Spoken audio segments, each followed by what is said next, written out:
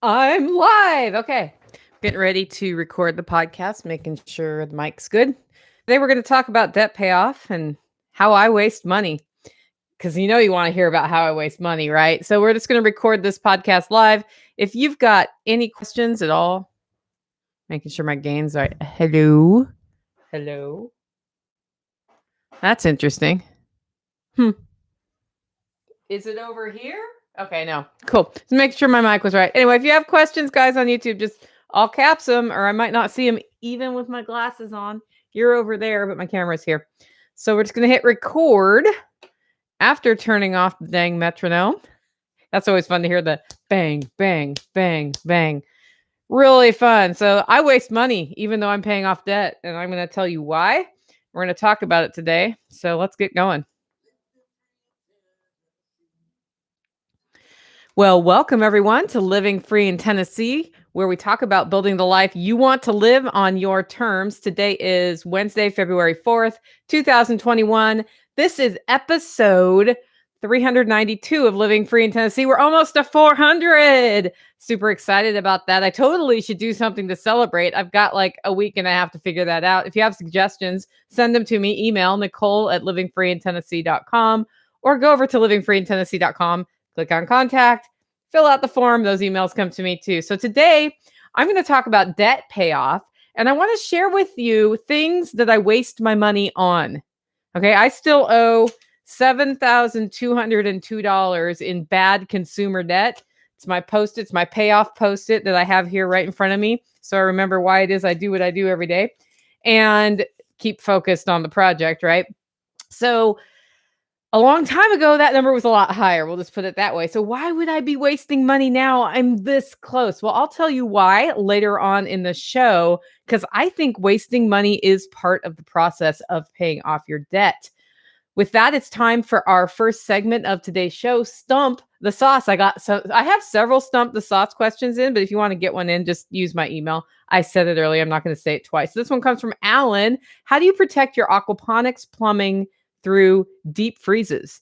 That is a really, really good question, Alan. And I think it was probably motivated by the fact that we all 2 days ago woke up, looked at our weather apps on our phone, went, wait, what? 1 degree on Saturday night was on there. 1 degree. And then it was 5. And then it was 0. And then it was 9. And then it was 8. Right now, this is really cool. It's like 18 degrees, maybe 15. If it's 15, keeping my aquaponics system up and running is fine. If it's 5, which at my house can be 10 degrees lower because I live in a holler, it could be -5. -5 Fahrenheit is very, very cold. I can attest to this. We've been there before. I actually froze pipes in my pump house last time that happened. So from the minute we got that news, we started doing a few things. One, thinking about how we're not going to freeze pipes in 4 houses in the holler, because we have the holler neighbor community, right? And then secondly, we started preparing wood for the rocket mass heater in my pump house, because we're going to have to actually burn that baby and get things going. So I thought about the aquaponics system too. So the coldest my aquaponics system has ever been is 15 degrees. It went through a 15-degree night without the heater plugged in. So I will tell you what I do for my aquaponics system to keep it going. I will tell you what I would do if the number were 0 instead of 15, because that might actually happen this year. We'll see. We're kind of getting that late winter time. So first, I have some conduit over my beds with row cover on it. That protects the plants. If it gets down to 0 degrees, some of those plants might die.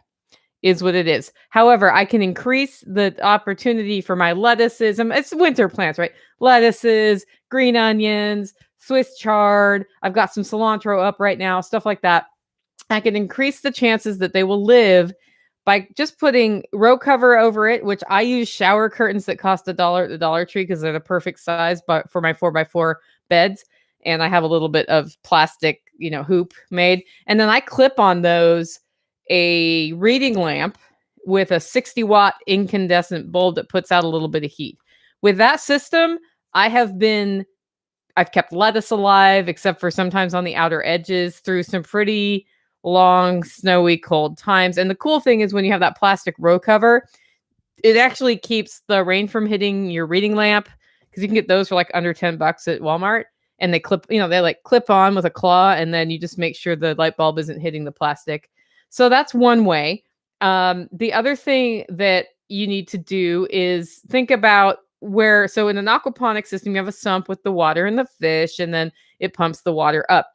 One of the think about areas that it might break down. First of all, I have two kinds of beds: a wicking bed, which has a layer of lava rock with water in it, and water flows in one side and out the other. For the winter, I take all that out and drain those beds and just trust that we'll get enough rain to keep them at the right level of moist in the soil, right? And that means that I don't have plumbing where the water should get out that could freeze, that could burst the plumbing, right? There's nothing to create pressure. So that's one.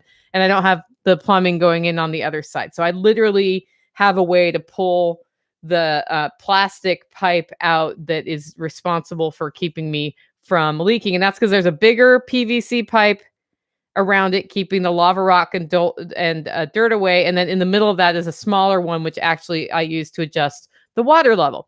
So that's one thing I do. On the ebb and flow bed, which is fill and flush and fill, whatever. Fills up, goes out. Fills up, goes out. What I used to do was turn that off and drain it for the same reason.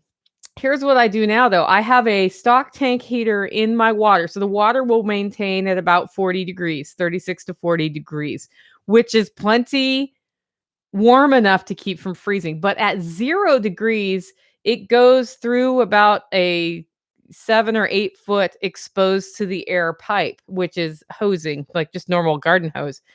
That's where I'm afraid I'll freeze. So what I'm going to do as we go into the weekend is I'm going to make sure that my pump in the water is all clean, like the filter's not plugged, it's all cleaned out. I'm going to make sure my stock tank is heating the water, which it just automatically does, right? And then I'm going to turn up the flow so the water is moving faster, because water that's moving faster is harder to freeze. And then I'm going to worry about it all flipping night long while it's cold, okay?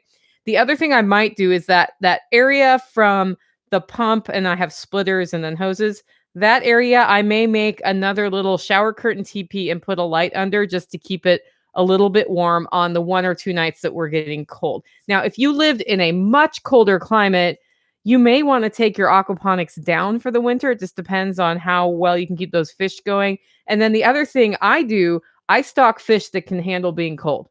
So I have goldfish, right? I don't have like fancy fish that can't get cold. If you have fish that can't get cold, what you need to do is take them inside into an aquarium. Today I bought an aquarium. By the way, speaking of things I waste my money on, I got an aquarium from PetSmart that I get to pick up later so that I can start bringing some of my more sensitive water plants in and overwinter them rather than get new ones each year. And then at that point, I can have the kind of fish that come inside, but I don't right now. The other thing I would do, if it wasn't just one night, is I would put some of that foam pipe insulation on my exposed hose so it's not exposed to the air. That actually might still happen because I have it just sitting around in my pump house right now, and it can't hurt to just give a little extra, less -5 degree pressure on the moving water going from the sump to the ebb and flow bed. The volume of water filling up and flushing in my ebb and flow bed at 36 to 40 degrees, I'm not really worried about it freezing at the temperatures we're going to get. If it was going to be like 0 to 10 degrees for 2 weeks, I would totally worry about that. I'd probably end up draining it. So anyway, Alan, I hope this helps you get ready for the freeze and keep all your plants and animals alive if you can, right? It's more than just the aquaponics system. We got to make sure the goats have water and all that other stuff. That's part of the fun around a homestead. So second segment for today's show is spring is coming. I mean, getting the gardens ready, but it's spring is coming because guess what, guys? It's going to be really, really balls ass cold here. And that means spring is coming. So I am setting up my seedling schedule for the year. I usually have this done by now, like when I'm going to start which plants. And I've already started early spring plants like the cabbage and the cauliflower. I'm like the not broccoli. And those are the ones I expect for the pests to probably kill anyway, because I have a terrible time with pests on that and I don't use pesticides. But the plants that you pests don't usually get are like my tomatoes, my squash, my peppers. Well, the bugs get the squash sometimes, the dreaded squash vine borer problem. But we're trying some different varieties this year. So I'm setting up the schedule of when I start the seedlings, when I move the seedlings around, where they're going to move from and where they're going to end up before they end up in their final planting place. Getting that all going by the end of this weekend. You know why? Because next weekend is the weekend I start things like peppers and tomatoes for the first batch. And if I don't know what I'm doing when and how I'm going to spatially handle that with the space that I have available, I get into trouble. So that's happening. I am looking for 6 blueberry bushes. If anybody has blueberry bushes in Tennessee for sale, let me know. I want 6 of them. I would like to transplant them in March.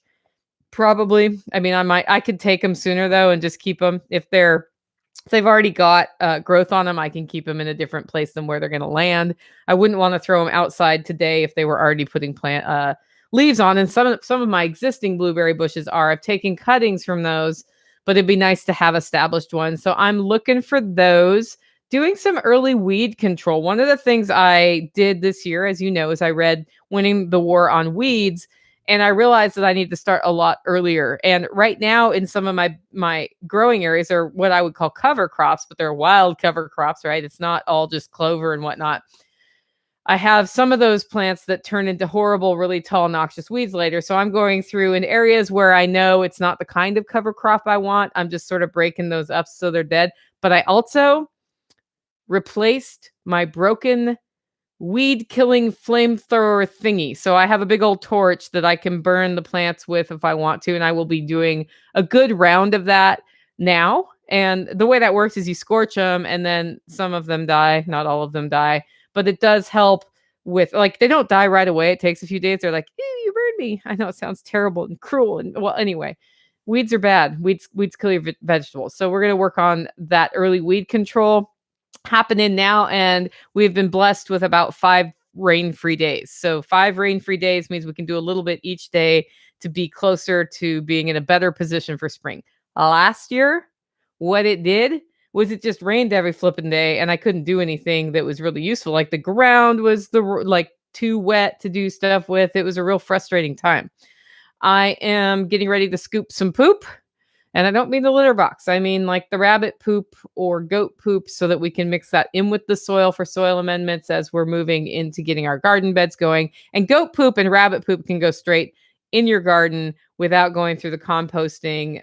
It was pointed out to me that if you're selling your vegetables, there are some additional regulations about using manure, but I don't worry about, the goat or the rabbit poop from a poisoning my lettuce standpoint, because I wash my lettuce before I eat it or whatever.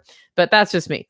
The anti-chicken fencing is going up, and we lost a chicken today, so now I'm down to 2. She got gotten by a dog from next door. I'm very sad about that. But all of my chickens are going to be aging out in the next 2 years, and they just wander. They're really great for tick control, which means I need to think about if I'm putting more chickens on the property and how I'm going to train them, because they are a pain in my neck. I may get the little bantam ones, but I'm afraid that the predator pressure will get them. We'll see.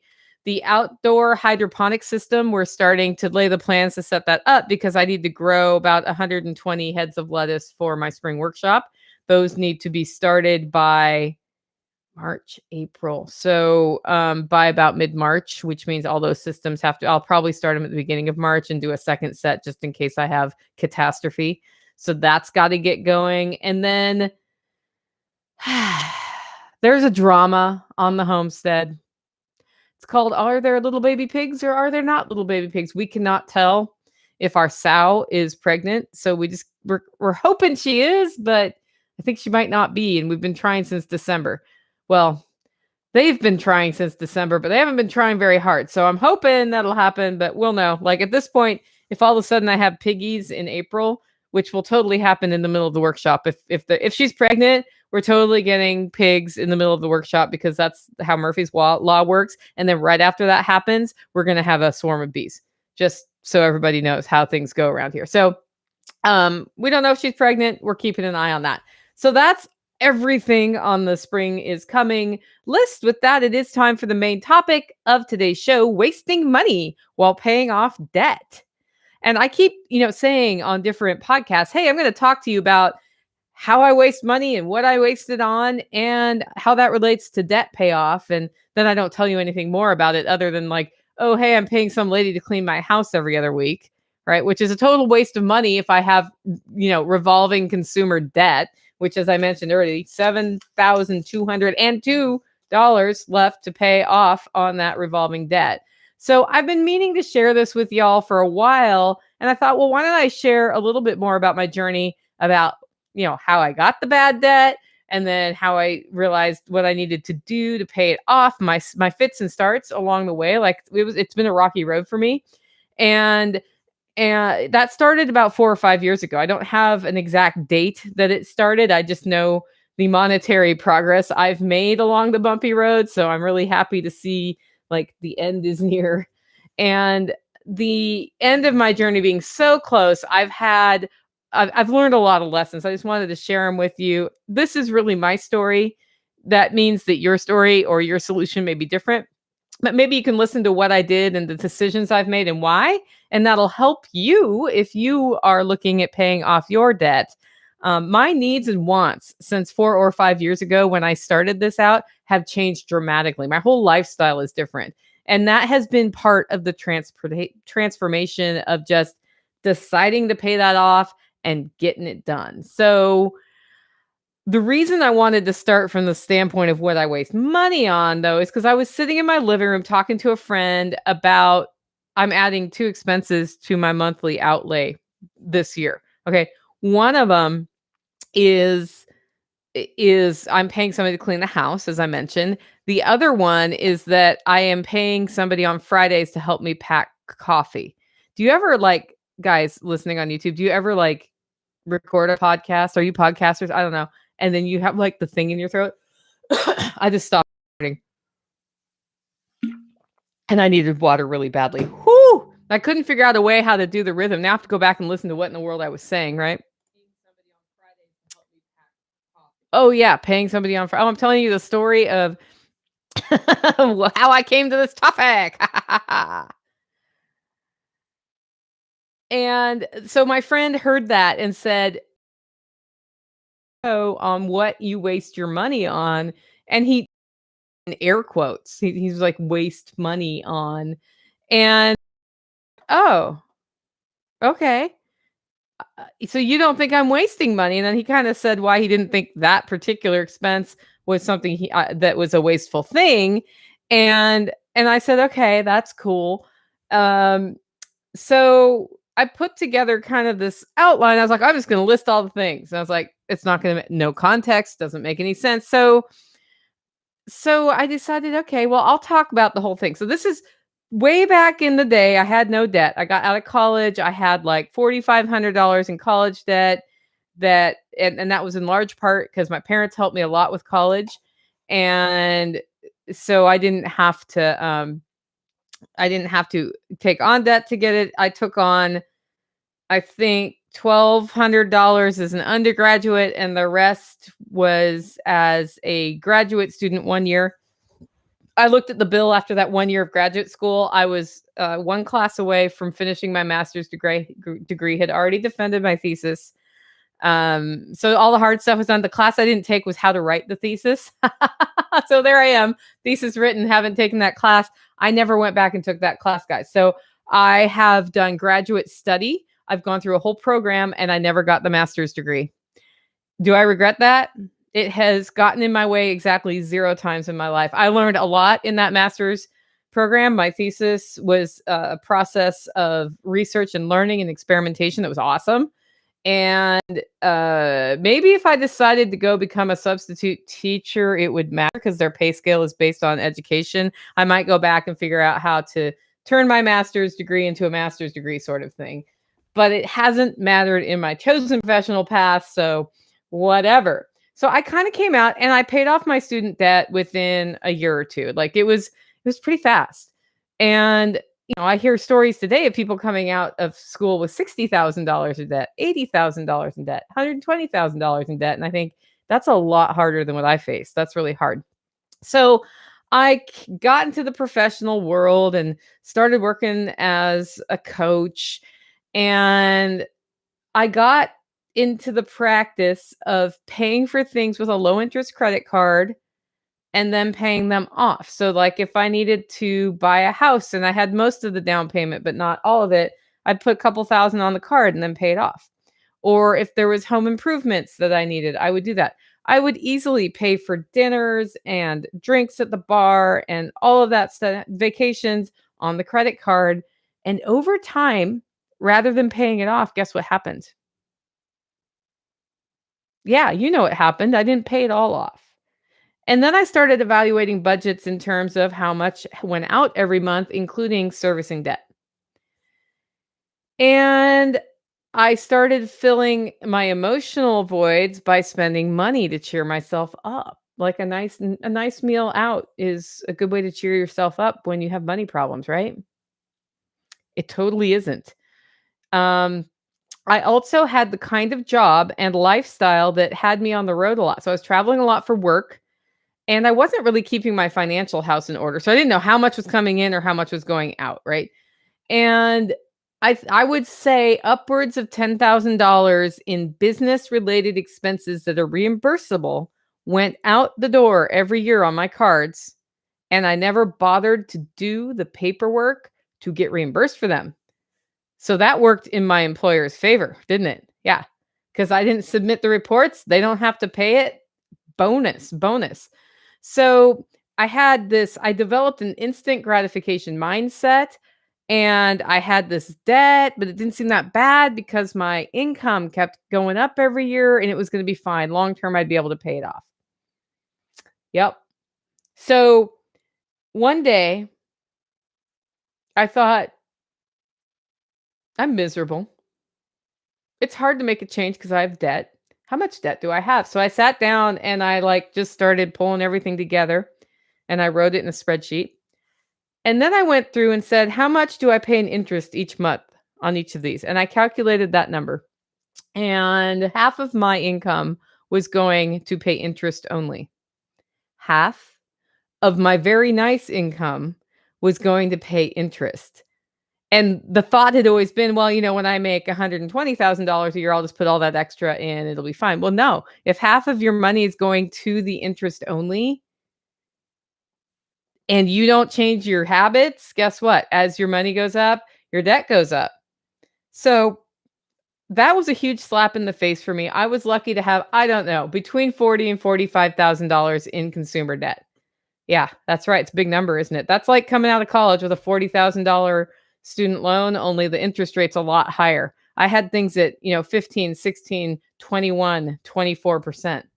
Just pounded me. So I was never behind. Like, on paper, as a credit customer to the credit reporting agencies, I looked awesome. I could get a loan for anything I wanted because I was servicing the debt, right? So I had a really hard weekend, and it's very hard to look the truth in the face and then realize you have to face it by yourself because you're the one who got yourself there.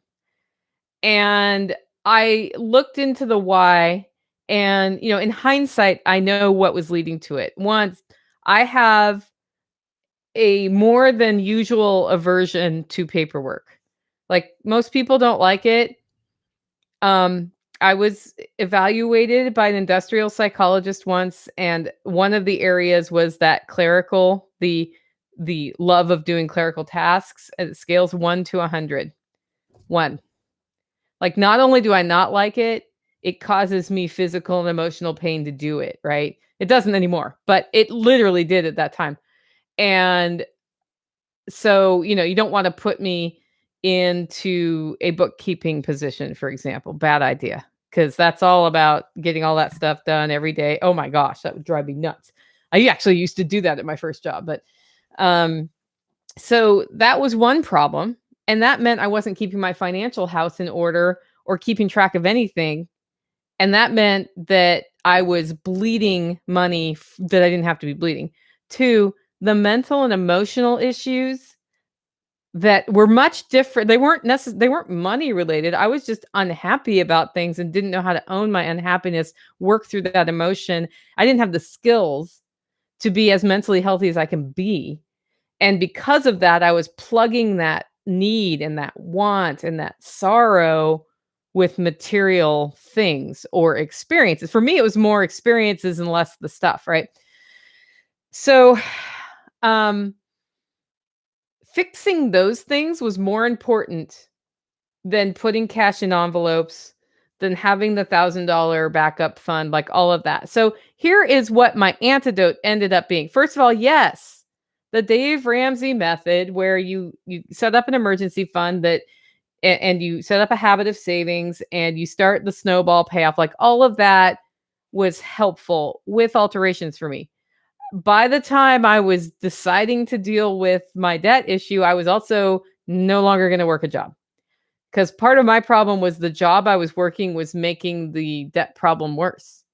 And so, that's not why I left that job, but that was one of the things about that job that was a bad part of my life, was that it made me miserable, which made me do the emotional thing. And so my first obvious solution after, you guys know that story, but this one of the ways to stop the pain is not expose yourself to the pain anymore, right? So there I am.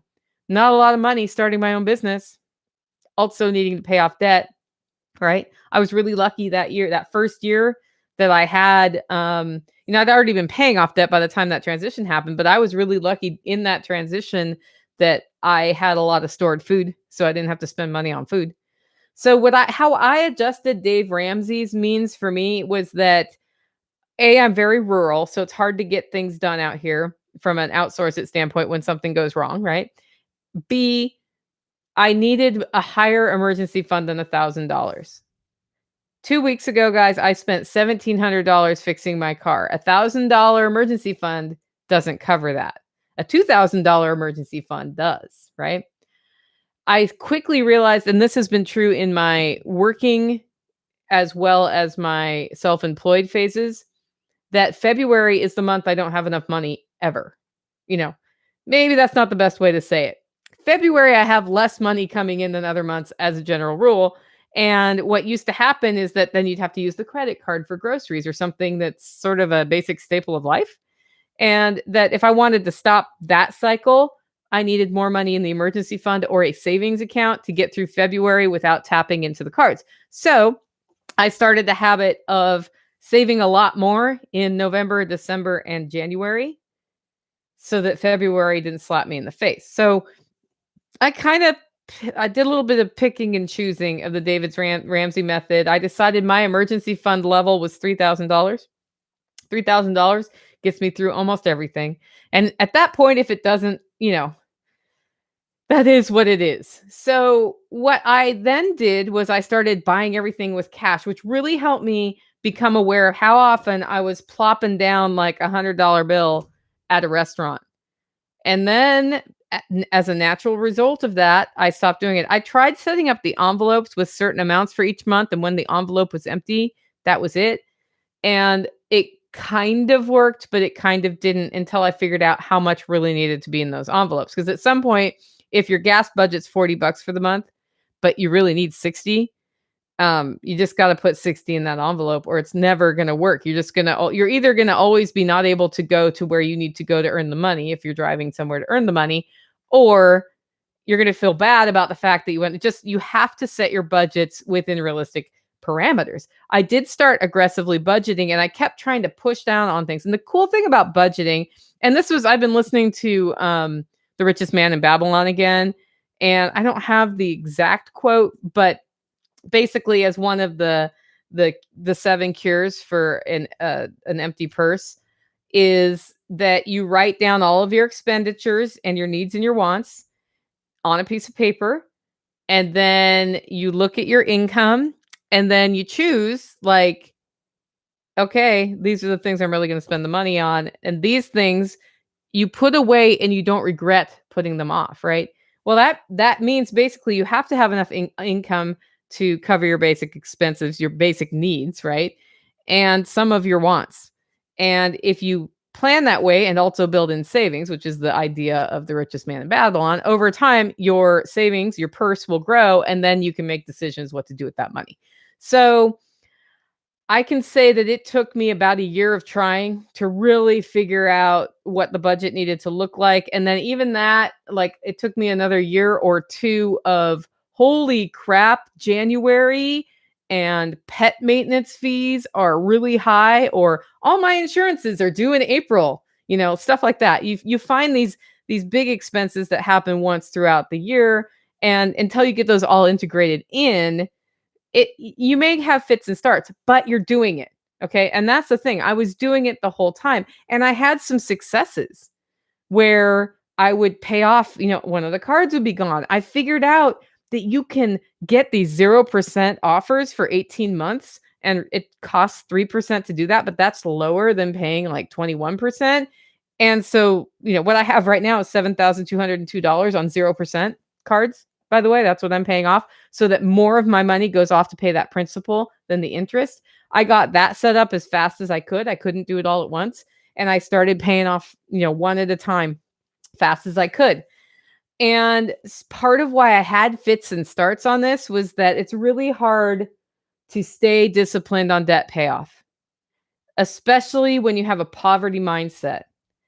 And, Dave Ramsey says, sell everything, make it so the kids think they're going to be sold next. And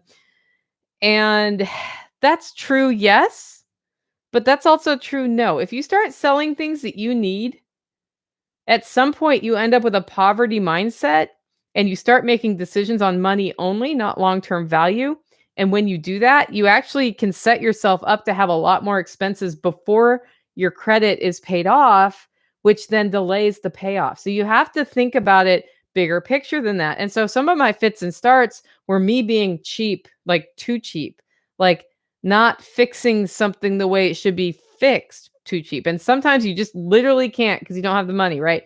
Other times it's like, okay, I need to build into my budget that we fix this one thing the right way, because if I don't, it's going to cost me like 10 times the amount of money in a year. And when you're faced with decisions like that, you have to make, like, it's like you're walking both sides of the road on that one. Like sometimes you kind of got to go the cheap way. Other times you need to go the more expensive way. And then your payoff schedule's all messed up, right? So that part for me was really why I did fits and starts. I'd be going pretty well, and then there'd be a catastrophic breakdown somewhere. And I'd have to decide, am I throwing money at that? Am I throwing time at that? Am I throwing both of that? There's a reason I didn't have a dishwasher for like 6 or 7 months, right? Because it's a luxury item. It's something I wasted money on this year, was buying a dishwasher. And I didn't want to just buy $1,000 dishwasher, right? And I'd already done a used one, and that didn't serve me real well either. I did a cheap fix at one point. So, at some point I was like, fine, we're just hand washing dishes for a while.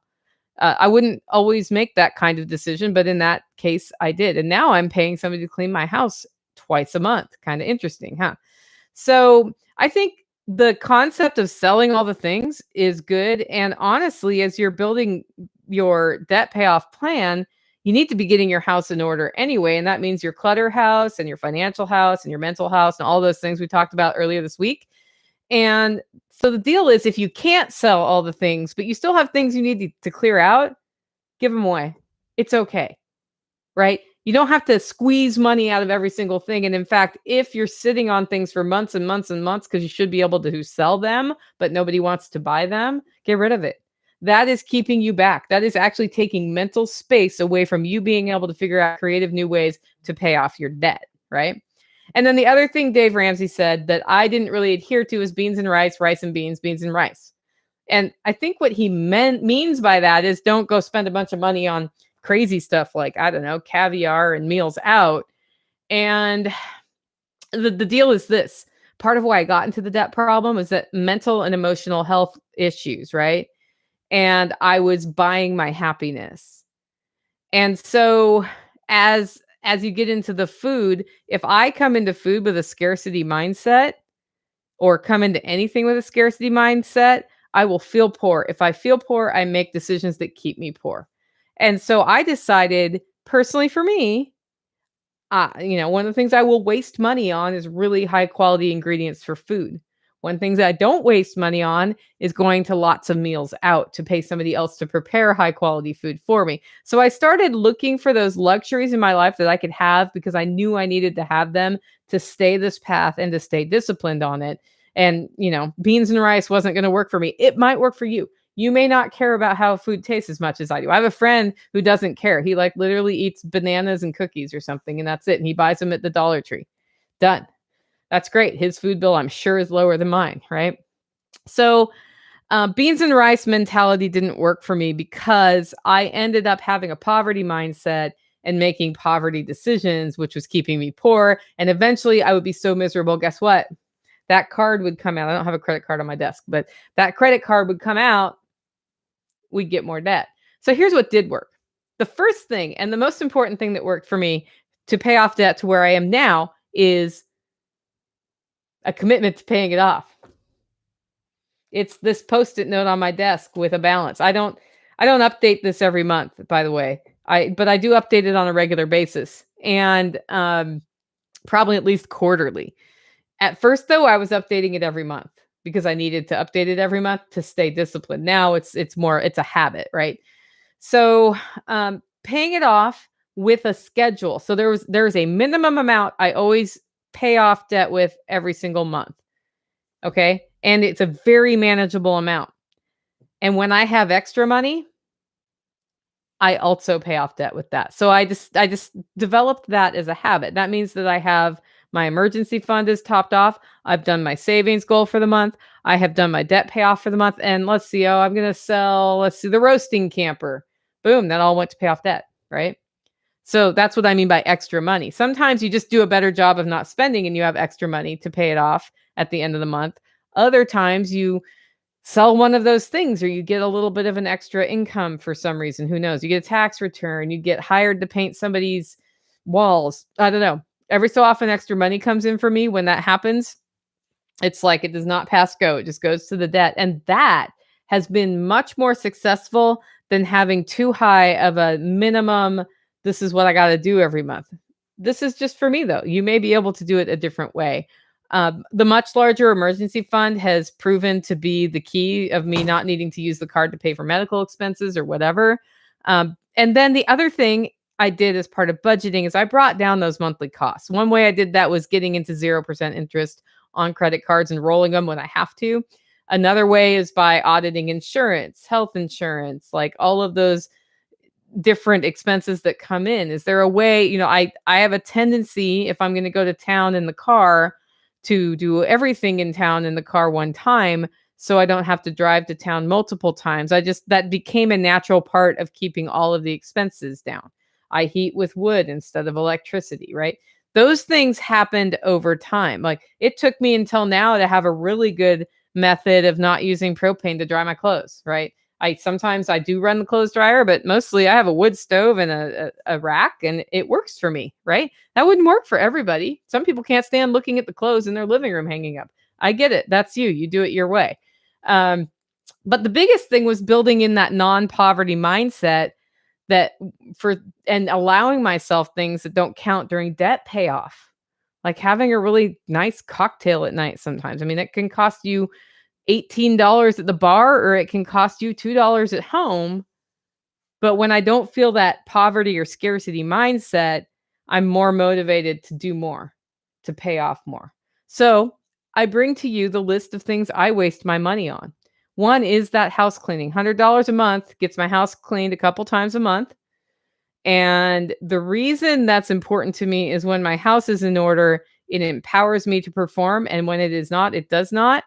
And as I looked at where I'm spending my time, if I'm always spending my time cleaning my house, I'm not doing business development. And so I looked at the ROI on the number of hours I spend cleaning my house. I still clean my house, by the way. You know, 2 times a month doesn't do it around here. But being able to free up that time a couple times a month means I can use that and what I do with that time is I invest that time in getting my financial house in order. So that's doing the tracking and all of that stuff. So for me, the ROI was there. That's why I chose to do it. Plus, it's really nice sometimes when you have to go run errands and you come home and your house is magically clean. It's funny. Carrie wrote a note to us about how he paid off his debt, and one of the things he and his wife did was they quit drinking. When you don't have money going out on your alcohol budget every month, makes a big difference. However, I do like a cocktail sometimes. So I get 3 of them a week. I put 3 poker chips in a bowl and one comes out if I make a cocktail, I make it here. I don't go out and do it at the restaurant, although I guess I could once in a while. I actually don't go out to eat that much. So that is what it is. The next thing is I spent money on a really nice home espresso maker. I make some kick-ass coffee here. You know what I don't do? I don't go to the coffee shop and spend $8 on a coffee, but the machine I'm using right now was a $250 machine.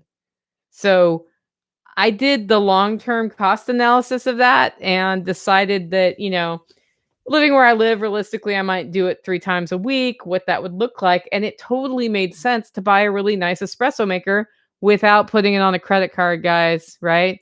So that was something I saved for. I sometimes buy imported chocolate. Um, and I don't buy budget food. The whole purpose of living how I live is I have high quality, nutritious, healthy food that tastes good. Grass-fed meats, like cows that eat grass, which is what cows are supposed to eat. And that stuff goes for, $4 to $10 a pound at the grocery store for the higher quality stuff. And what I don't buy is that super cheap, you can buy lots of meat because it's the manager special half price, 49 cents a pound beef. You know why? It's CAFO beef. It's not very good for you. You shouldn't be eating that shit, right? You shouldn't put that in your body. And I don't need to develop long-term health problems from eating crap from the store. Does that mean I judge you for doing that? No. I mean, if that's all you can afford, fine. But there are ways to afford nutritious food that is high quality. One of the things I figured out is that I can spend about $500 a year on beef. That works out to less than $50 a month. And that's half a cow. And you just buy the whole cow and commit to eating all the parts of the cow, which sometimes means you're not eating ribeye. And you can have high quality grass-fed, organically raised meat for $500 a year. That's pretty cool, right? I do that. That's a lot of, the motivation behind growing. I love growing food, right? It's just a hobby for me. It gives me peace of mind, but it also keeps the costs down for the quality of food I get. People were astounded that the chickens we raised run about $12 a chicken by the time we're done with them. Yeah.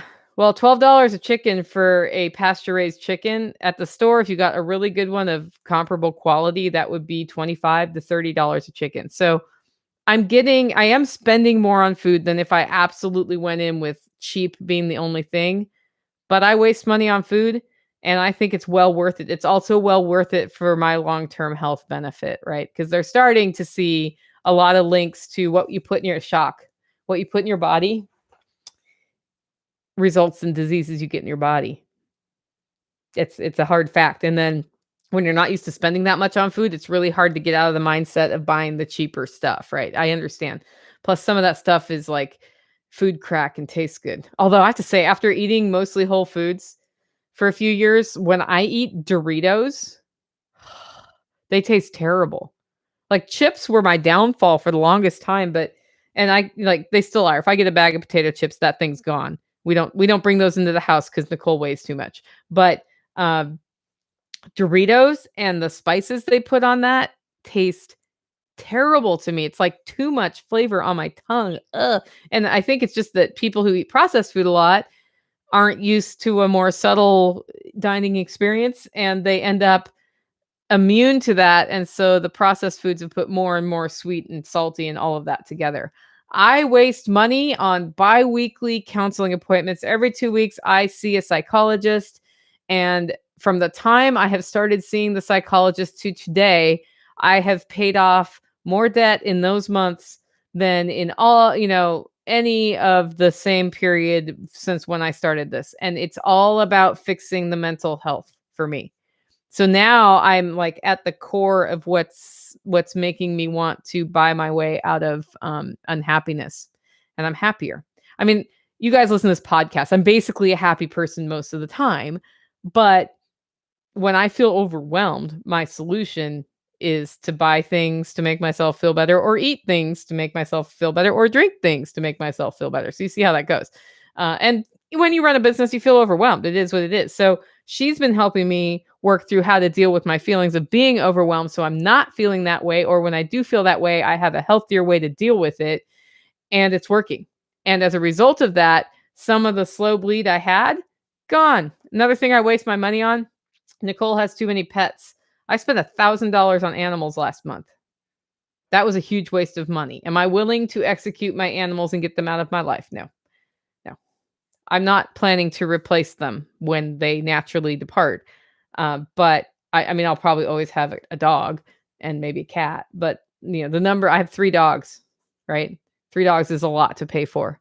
I have 4 cats because I never turned away a stray animal that ended up here, right? And so 3 dogs and 4 cats can be expensive. If you're looking to pay off debt, that's one place you can control it by just having one pet.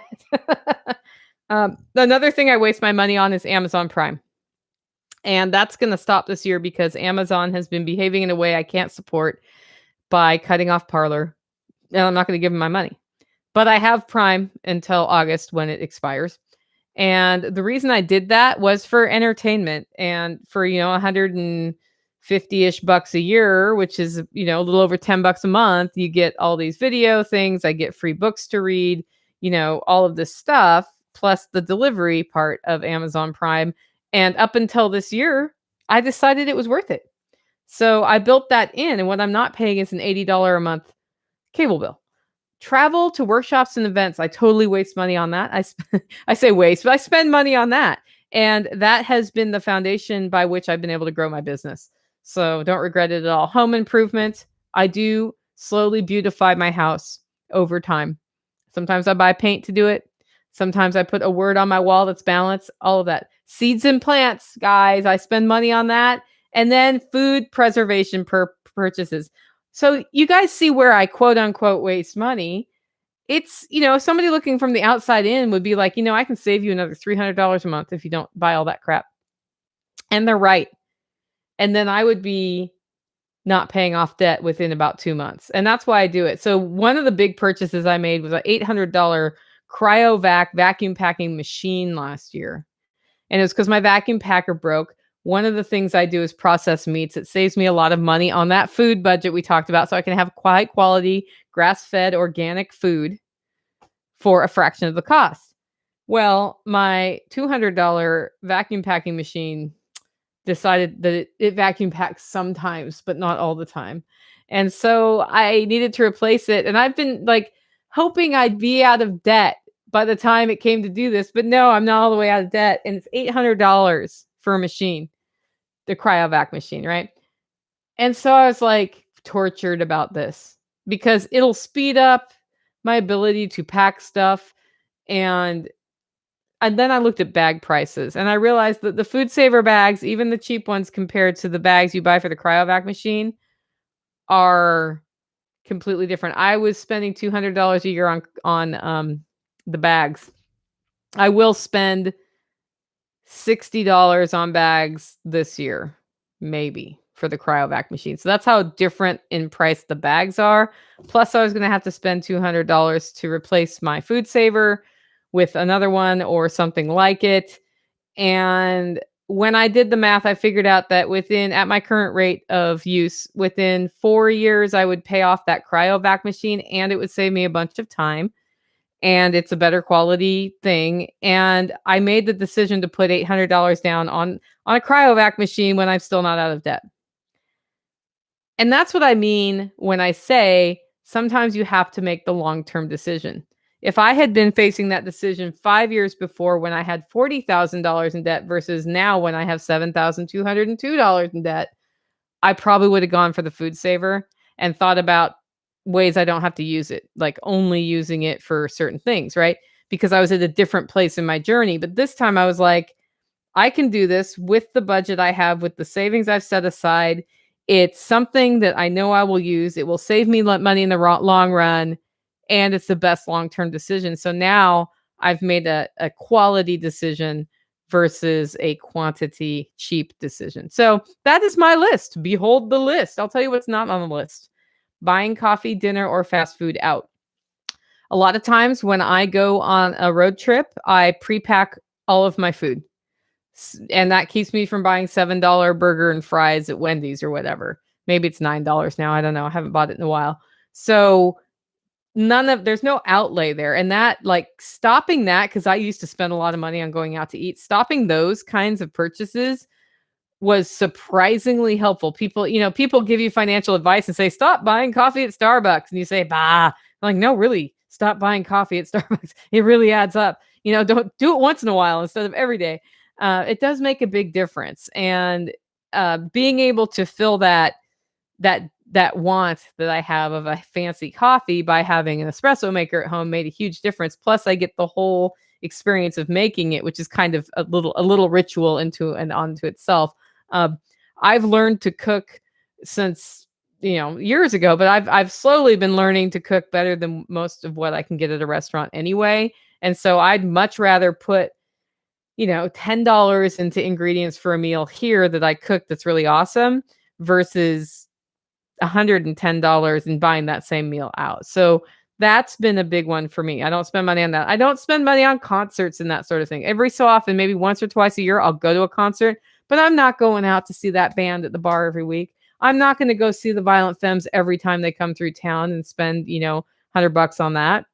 I don't do expensive travel really, or cruises. I have been to Germany in the last 5 years, though. I did make that happen. I just don't do it every year, and I don't do the more expensive approach to travel. I have a way of keeping my costs under control then too. Here's a big one, and this is because I changed jobs. I do not spend thousands of dollars on corporate wardrobes anymore. I used to spend a lot of money on clothes so I could stand in front of people and facilitate them, and they'd believe that I was credible because I was wearing the right costume. So the work I do now, like, if you're watching the video on YouTube, you see me in like a t-shirt with a t-shirt and jeans. That's what I'm wearing. So, that corporate wardrobe is not part of my daily life anymore. I don't have the corporate salary either. But those two things are related, right? And that can get you in trouble. I know people, though, who just love fashion, Sue, and they have a budget for a great corporate wardrobe. And if you ever want an interesting story, ask Sue on MeWe how she keeps her corporate wardrobe budget under control, because she has some good ways of doing it too. So if clothes and fashion are your thing, you can explore that while paying off debt and not spending thousands and thousands of dollars on it. So just know that. This is just what I don't spend the money on, right? You may be somebody who needs to go out to eat every week. Then you build that in and figure it out, and then you're cutting somewhere else. And the biggest one that is not part of my life that has been instrumental in changing my perception of how I manage my life and my money is keeping up with the Joneses on devices, cars, clothing, hair, makeup, shopping items, decorations, furniture, music, all of that. I don't care anymore about keeping up with the Joneses. And that was something I used to get Southern Living magazine, and I'd see all those awesome decorated rooms and want to emulate that. And man, once I stopped subscribing to that magazine and stopped caring about that, that was a big one. Charitable contributions, I don't do them beyond my means, even if it's a really compelling reason.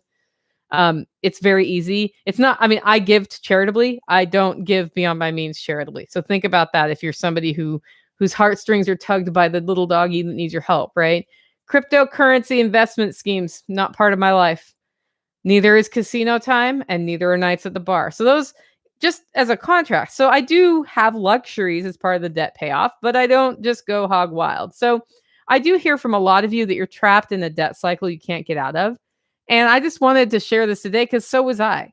And I know you can break the cycle. It just takes grit. It takes that decision. It takes work. And you have to get it done every single day. And it also takes a frank evaluation of the influences in your life. It could be something keeping from progress from happening, like your job, right? That doesn't mean you just go quit your job, right? You have to have a plan to do that and land on your feet. It could be a mental position that you're in that you need to deal with, right? For me, that's part of it. That's why I'm seeing a psychologist now. It could be a spouse or children, right? Could be a sibling. It could be just the people you hang out with every week at the bowling alley. That's another thing I don't spend money on, bowling.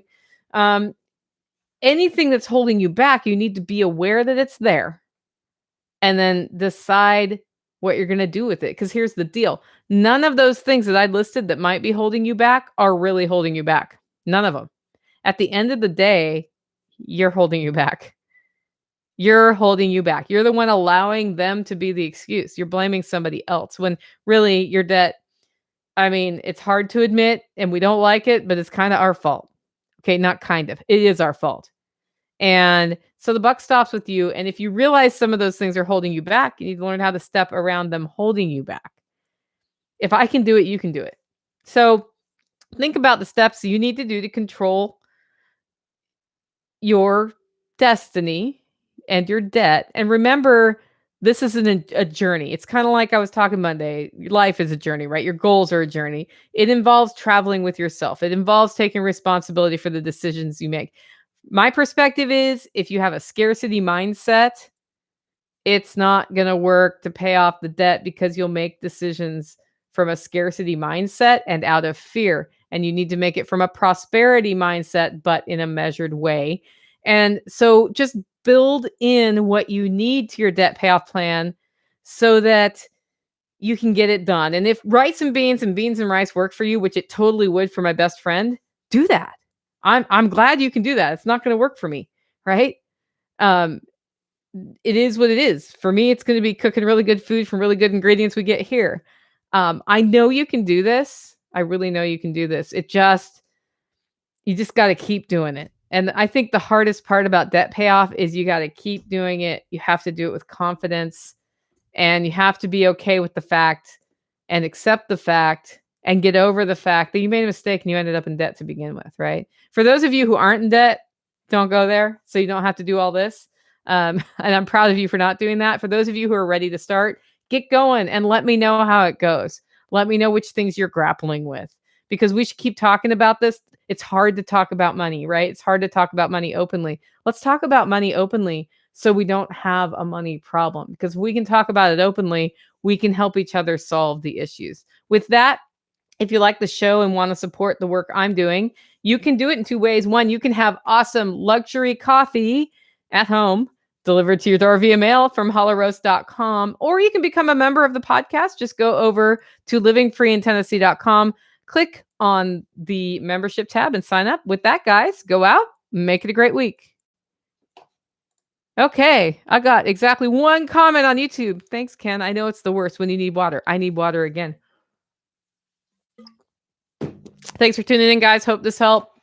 See you Friday.